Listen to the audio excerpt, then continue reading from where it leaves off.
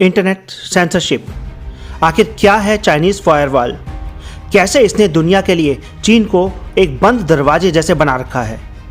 China में zero Covid policy को लेकर सरकारी सख्ती का विरोध हो रहा है। लाखों लोग सड़क पर उतरे हुए हैं, जिन्हें दबाने के लिए चीन की सेना तक एक्टिव हो चुकी है। खबरें आ रही हैं कि चीन की सड़कों पर बख्तरबंद टैंक घूम रहे हैं ताकि विरोधियों की आवाज़ दबाई जा सके।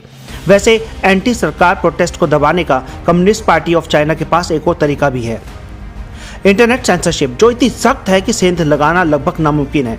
यहाँ हर यूजर की लिखी हर पोस्ट, चाहे वो आम हो या फिर खास, सेंसरशिप से गुजरती है। इसे ग्रेट फायरवॉल ऑफ चाइना कहते हैं।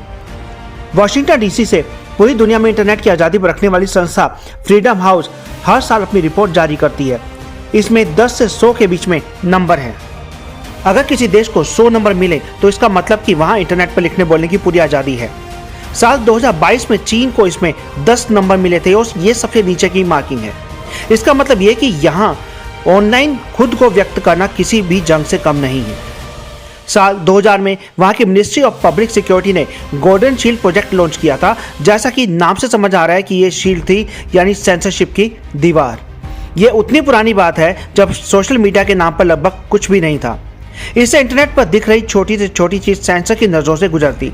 हर कोई सरकार विरोधी लग रहा है तो उसकी पहचान की जाती और यहाँ की उसे पर्सनल रिकॉर्ड तक सरकार के पास पहुँच जाते।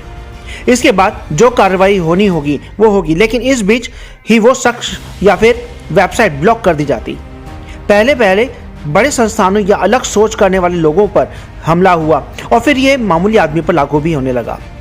साल 2010 में बीजिंग स्थित गूगल से भी चीन सरकार ने कहा कि वो अपना सर्च इंजन लिमिटेड कर दे। जब गूगल ने इस बात पर हामी नहीं भरी तो चीन ने उसे भी उठाकर बाहर फेंक दिया। 2 साल बाद शी जिनपिंग के सत्ता के आने के बाद से सख्ती बढ़ती ही चली गई। बैन शब्दों और तस्वीरों की लिस्ट तैयार हुई, कोई उन्हें पोस्ट नहीं कर सकता। इसके लिए आर्टिफिशियल इंटेलिजेंस की मदद ली गई, जो इमेज स्कैन करके तय कर सके कि कंटेंट या पिक्चर में कोई संवेदनशील बात तो नहीं जो सरकार के खिलाफ चली जाए। ग्रेट फायरवॉल ऑफ चाइना विदेशी एप्स और वेबसाइट्स को बंद करके उनकी जगह मेड इन चाइना विकल्प लाने लगी ताकि युवा पीढ़ी भड़ककर एकदम से विद्रोह न कर दे। यहाँ ना तो इंस्टाग्राम है, ना गूगल और ना ही यूट्यूब। यहाँ तक कि व्हाट्सएप और ट्विटर भी यहाँ नहीं है। इसी तरीके की इंटरनेशनल मीडिया के बड़े नाम भी यहाँ नहीं मिलेंगे। जैसे अगर किसी न्यूयॉर्क टाइम्स या ब्रिटिश अखबार पढ़ने हो तो चीन में ये संभव ही नहीं है। भारतीय न्यूज़पेपर वेबसाइट भी चीन में नहीं पढ़ी जा सकती। गलवान घाटी तनाव के बाद से इसमें और सख्ती आ गई ताकि मृत चीनी सैनिकों की जानकारी स्थानीय लोगों तक ना पहुंचे। ग्रेट फायरवॉल के तहत आर्टिफिशियल इंटेलिजेंस तो काम करती ही है, साथ में बहुत सी संस्थाओं को भी सेंसरशिप का काम मिला हुआ है। गुस्साए हुए चीनी युवा इन भाड़े की कंपनियों को बिग मामा भी कहते हैं। हर राज्य में कंपनियां कुछ खास कीवर्ड्स को ब्लॉक कर देती हैं ताकि सर्च करने पर यूजर को कोई जानकारी ना मिले। अब 2 तरीके से काम करती है ग्रेट फायरवॉल। पहला काम है चीन के युवाओं तक बाकी दुनिया में क्या हो रहा है ये पहुंचने से रोकना। दूसरा एजेंडा है चीन की बातों को बाकी दुनिया तक पहुंचने से रोकना। या ना तो इन हो ना आउट हो।